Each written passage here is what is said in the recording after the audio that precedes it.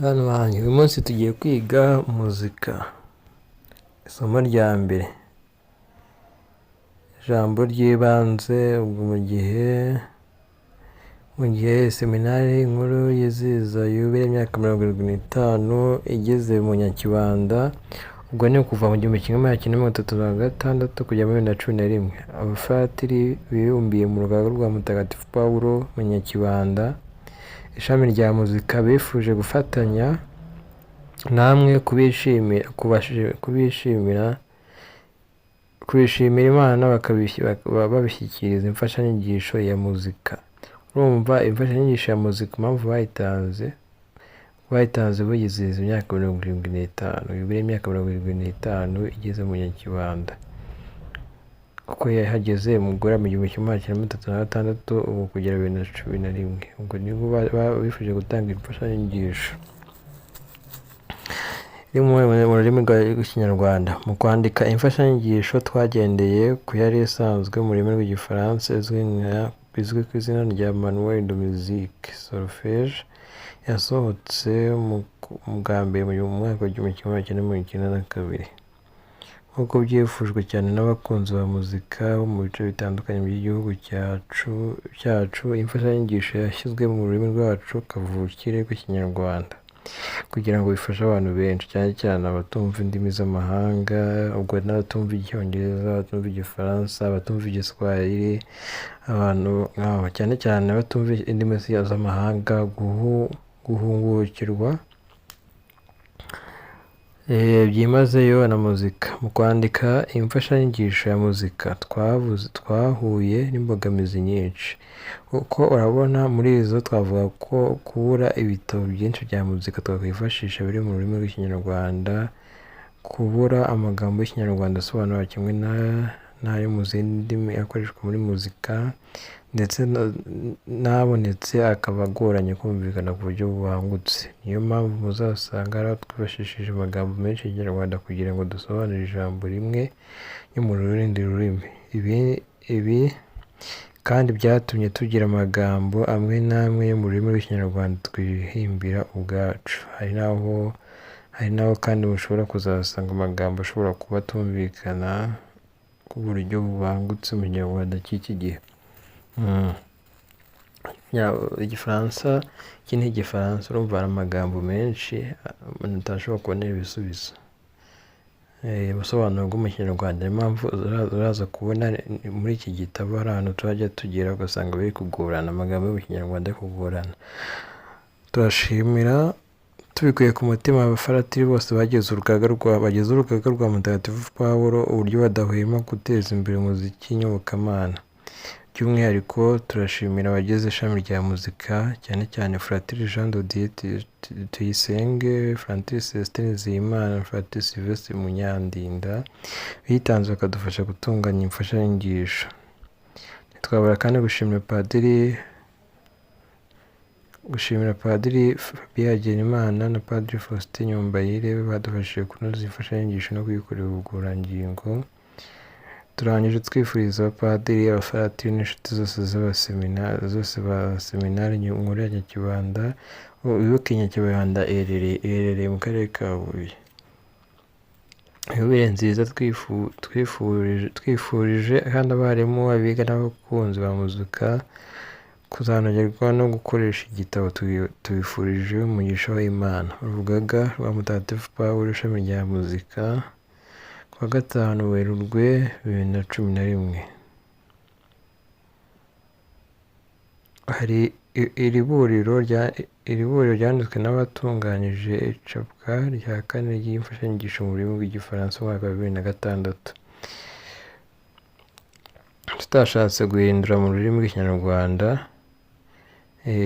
Hari ikindi gitabo cyo mu Gifaransa banditse 6, ariko ntibashatse kugihindura mu Kinyarwanda, bavuga ko nk'uko byarifujwe n'abakoreshaga iri mfashanyigisho yanditswe mu 1992, byabaye ngombwa ko bagira ibyo banoza kurusha uko yari imeze. Hari kandi iri buriro ryakozwe n'abanditse imfashanyigisho bwa mbere, nayo tutashatse guhindura muri Kinyarwanda, ahubwo tukababwira ibikubiyemo muri make batubwira ko muzika yanditse batubwira ko muzika yanditse bihuriweho n'abantu nk'uko ururimi rw'izuba rusangiwe n'abantu. Muzika ifasha abantu kugaragaza ibyiyumviro byabo mu majwi anogeye amatwi. Baragaragaje ibice bitatu bigize imfashanyigisho ari byo: kumenya ibice by'ibanze bya muzika, gucengera no gusoma amanota, kunoza ubumenyi mu bya muzika.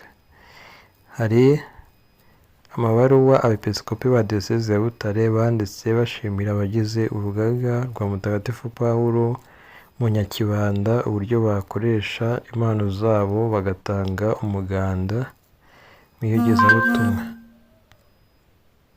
bakanashishikariza gukomeza muri uwo murongo. Abepiskopi kandi barahamagarira imbaga y'abakristu kuzifashisha iyi mfashanyigisho kugira ngo bazabashe gusingiza Imana mu ndirimbo zinoze. Aya mabaruwa nayo ari mu rurimi rw'Igifaransa, murayabona ku mpapuro za paji ya 3 na 4. Musenyeri Yohani Batista Gahamanyi yagarutse ku gaciro k'indirimbo agendeye ku ijambo ry'Imana, ku barimu ba Kiliziya no ku nyandiko z'Imana nkuru ya kabiri ya Kiliziya yabereye i Vatikani. Havuze ngo nimufatanye kuvuga zaburi, ibisingizo n'indirimbo mubwirijwe na Roho Mutagatifu. Muririmbe mwogeze Nyagasani n'umutima wanyu wose. Hano twahasanga mu Efeso no mu Bakorinto 3:16. Musenyeri Filipo Rukamba yagize ati imfashanyigisho ni ingirakamaro ku mashuri yigisha muzika ndetse no ku bandi bose bashaka kwiga ku gitabo cyabo muzika yanditse. Ibi bizatuma liturujia yacu yivugururwa. Uririmbye neza wasenze kabiri, kandi Mutagatifu Augustine niko yavuze, uririmbye neza wasenze kabiri. Muzika ntagatifu igamije ikuzo ry'Imana no gutagatifuzwa kw'imbaga y'abemera. Inyandiko y'inama nkuru ya kabiri ya Kiliziya yabereye i Vatikani ivuga kuri liturujia ntagatifu Sacrosanctum Concilium, nimero 112, igice cya 4, igika cya 4. Ni amaletire yo mu Gifaransa.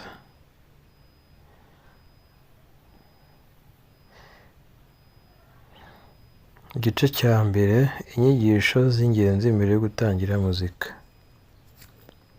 Igice cya mbere ni ingenzi cyane kuko ari urufunguzo rw'ibijyana na muzika. Iki gice rero kikaba gitangira mu kumva no gusobanukirwa n'ibimenyetso by'ibanze bikoreshwa muri muzika. Aha twavuga nka umuhunganota, urufunguzo, inota, igipimo n'ibindi. Tuzabona mu ntambwe enye zibimburira izindi imyitozo idufasha kumenya gusoma amanota. Twifashishije intera ziri hagati y'imirangiro itandukanye, tuzabasha guhamya neza inota dukurikije aho riherereye kuri muhunganota. Turahamya neza ko imyitozo twabateguriye muri iki gitabo izabafasha gutandukanya igihe muririmba intera zitandukanye kandi mu buryo bunoze. Mu kurangiza iki gice tuzasoma n'imyitozo mu rufunguzo rwa fa, ndetse tubonera amanota nka shami n'uburyo akoreshwa. Shami, tumaze kubona ko muzika ari isomo ngiro, twifuza ko umwarimu uryigisha yajya yibanda cyane ku myitozo ihabwa abanyeshuri aho gutinda cyane ku magambo, nubwo nayo atuma bumva ibyo bakora ibyo ari byo. Urumva, kugira ngo umenye umuzika wundi ni uko ukora imyitozo myinshi. Amagambo nta kintu yakumarira cyane, ugomba gukora imyitozo myinshi ukabyumva. Kandi tuboneyeho no kubabwira ko muzika yigwa intambwe ku yindi, nta gusimbuka, ngo ibi nta gaciro bifite. Buri kintu kigira agaciro kacyo. Aha tukaba twongera kwisabira abarimu kuzarushaho kubyitaho, bityo intambwe itewe ikaba ivuyeho nta gusubira inyuma. Ibyo byose rero nibigerwaho, twizera ko buri munyeshuri azaba ashobora gusoma amanota yateganyijwe kandi akaririmba indirimbo zinyuranye mu gipimo cya 2 kuri 4 nta kibazo afite. Ubu tugiye guhera ku gipimo cya 2 kuri 4. Hano ibimenyetso by'ibanze bya muzika. Muzika ni ubugeni bwo gutanga no guhuza amajwi ariyo bita imirangiro, ku buryo bunogeye amatwi kandi bunyuze umutima. Mu kwandika bakoreshwa ibimenyetso bitandukanye: impundwanota, amanota, imfunguzo, inshushutsa, ibipimo n'ibindi. Tugiye guhera kuri impundwanota. Impundwanota ni kimwe mu bimenyetso bya muzika, ibindi bimenyetso byandikwaho. Ubundi mu mpundwanota aba ari igishushanyo, ariko tukagira kwandikaho amanota. Igizwe n'imirongo itanu itambitse, igororotse kandi iteganye.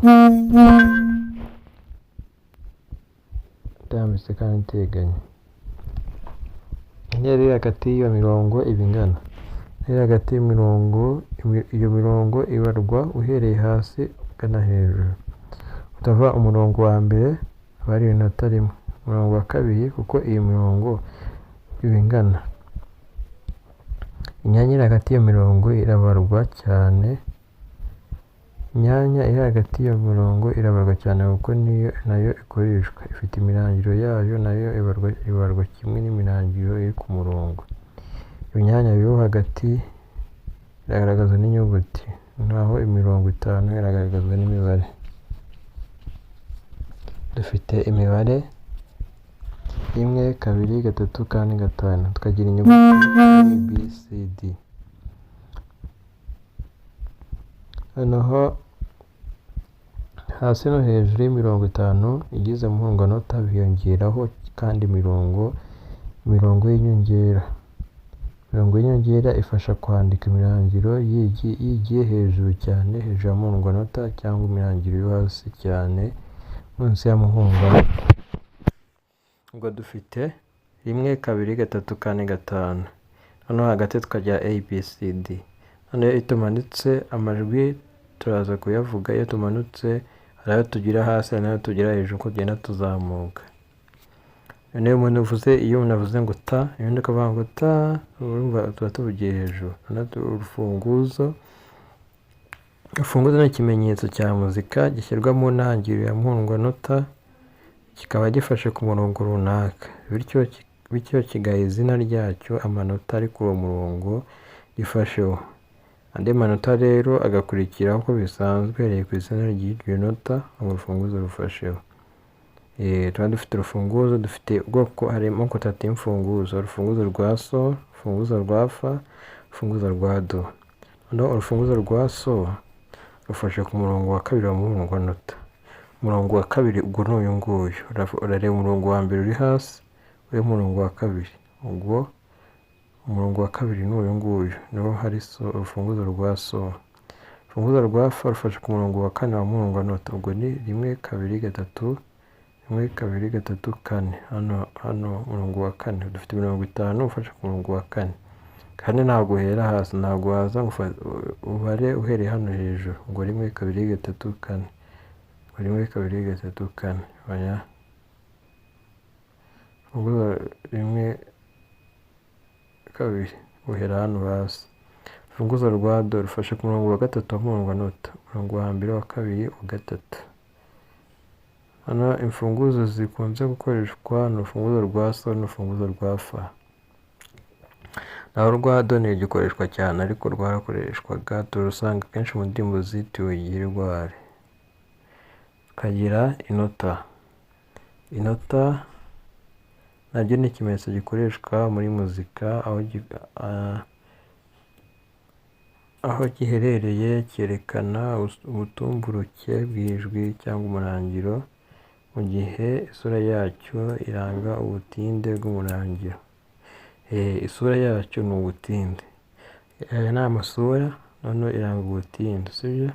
Amazina y'amanota ni 7: do, re, mi, fa, so, la, si. Amashusho n'agaciro by'ayo manota. Dufite ruziga. Ruziga ibimeze gutya. Ruziga nkoni ifite igishushanyo kimeze gutya. Gakoni igishushanyo kimeze gutya. Shami gutya. Shami nyabubiri, shami nyabitatu na shami nyabune. Noneho hano agaciro k'amanota. Duhereye hejuru tugana hasi cyangwa ibumoso tugana iburyo, birerekana uko amanota agiye arutana. Ni ukuvuga kuva ku nota rinini ugana ku nota ritoya. Inota ribanza ringana n'amanota abiri arikurikiye. Ubu dufite ruziga. Ruziga twabonye ko ari aka kameze nk'akazeru. Ruziga ihwanye na ruziga nkoni ebyiri, igahwana na gakoni cyangwa gahiri enye, igahwana na shami umunani, igahwana na shami nyabubiri 16, igahwana na shami nyabutatu 32, igahwana na shami nyabune 64. Noneho iyo uhereye kuri ruziga nkoni, ruziga nkoni uhwanye na gahiri ebyiri, igahwana na shami enye, igahwana na shami nyabubiri 8, igahwana na shami nyabutatu 16, igahwana na shami nyabune 32. Reka duhere kuri gahiri. Gahiri ihwanye na shami ebyiri, igahwana na shami nyabubiri enye, igahwana na shami nyabutatu 8, igahwana na shami nyabune 16. Duhere kuri shami ihwanye na shami nyabubiri ebyiri, shami nyabutatu enye na shami nyabune 8. Noneho tugiye kuri shami nyabubiri. Shami nyabubiri ihwanye na shami nyabubiri ihwanye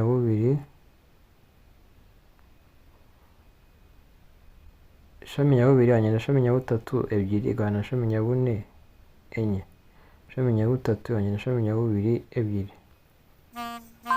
Noneho igipimo kigizwe n'uduce tungana dukatwa muri murongonota, kikumvikanisha injyana shingiro y'indirimbo. Utwo duce tugenda dutandukanywa n'umurongo uhagaze bita insozagipimo. Umurongo uhagaze n'umurongo bita insozagipimo. Ibipimo birimo ibice bitatu: hari ibipimo ngerakabiri, ibipimo ngeragatatu n'ibipimo bivanze. Igipimo kigaragazwa n'umubare w'umugabane dusanga imbere y'imfunguzo kuri murongonota. Ahantu uzabona umubare w'umugabane uzamenye ko ari igipimo. Icyita cyerekana ibice byagabanijwe muri ruziga, naho ikibara kikerekana inshuro z'ibyo bice byakoreshejwe bubaka igipimo. Kandi baduha urugero. Mu gipimo cya kabiri kuri kane, umubare kane werekana ibice bingana bagabanyije muri ruziga. Ni ibice bingana bagabanyije muri ruziga. Hagiye bagabanyamo ibice bingahe?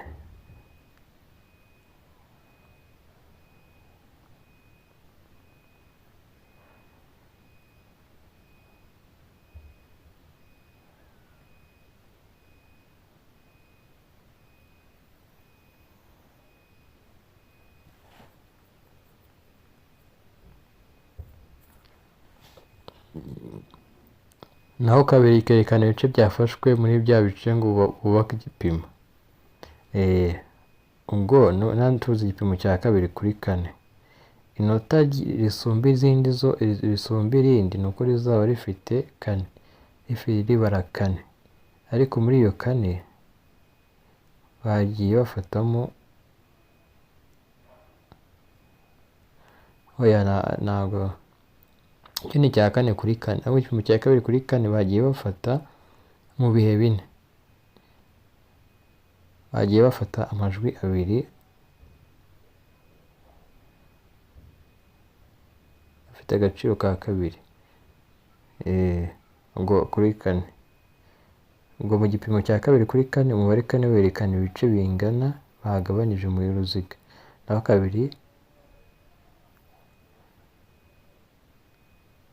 naho kabiri kerekana ibice byafashwe muri bya bice ngo bubake igipimo. Kabiri ni ibice byafashwe kugira ngo bubake igipimo. Ni ukuvuga ko mu bice bine bingana muri ruziga, igice kimwe ari gahiri, ibyo bice bibiri byafashwe ni gahiri ebyiri. Igipimo cya kabiri kigizwe na gahiri ebyiri muri buri cyumba cyangwa se andi manota anganya agaciro na gahiri ebyiri. Twabonye ko gahiri ebyiri. Reka tuje hano ku gaciro k'amanota. Gahiri imwe, gahiri ni iyi ngiyi. Gahiri imwe wa nyina ishami ebyiri, gahwana na shami nyabubiri enye, gahwana na shami nyabutatu umunani, gahwana na shami nyabune 16. Ubwo gahiri ebyiri zizahwana na shami nyabubiri, zizahwana na shami enye, zihwana na shami nyabubiri umunani, zihwana na shami nyabubiri 16, zihwana na shami nyabune 32. Niko mu gipimo cya kabiri kuri kane biba bimeze. Noneho ibihe ni imyanya ingana igize igipimo. Igipimo kigabanyijemo uduce tungana n'inkubito z'icyo gipimo. Igipimo ngerakabiri gifite inkubito ebyiri cyangwa se giterwa mu bihe bibiri. Noneho ibihe ngutu n'ibihe ndengezo. Buri gihe inkubito ya mbere y'igipimo iba ari ngutu, naho ikurikiyeho ikaba ari iyoroheje.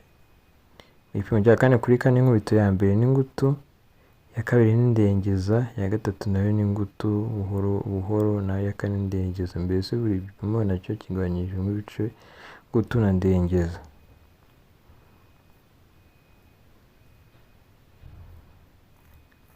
Turaza kubibona mu myitozo. Gutera igipimo giterwa hifashishijwe ukuboko. Guhindura amerekezo y'ukuboko bingana n'igihe. Inkubito imwe gutya ni igipimo. Kongera kuzamura ni igihe. Iyo uvuze ngo ta, ugafata ukuboko ukakumanura ni igipimo. Ubwo iyo wongera ukakuzamura ni ikindi gipimo. Uko hano babyerekanye ku gishushanyo, igihe cya mbere, igihe cya kabiri. No dufashe nk'urugero igipimo cya kabiri kuri kane. Kumanura ukuboko bingana n'igihe kimwe, no kuzamura bingana n'ikindi, ukurikije uko byerekanwa n'iki gishushanyo. Niba ari do ugiye kuzamura, avuga ngo do urayikubita uyimanuye, ari gahiri ebyiri, ariko gahiri ari do urayikubita imanuye unayizamuye. Igice cya kabiri rero tuzaza dutangire puratike. Ko umutwe wa kabiri intambwe enye zibanziriza izindi. Tuzahera ku ntambwe ya mbere, ari intambwe ya do mi sol.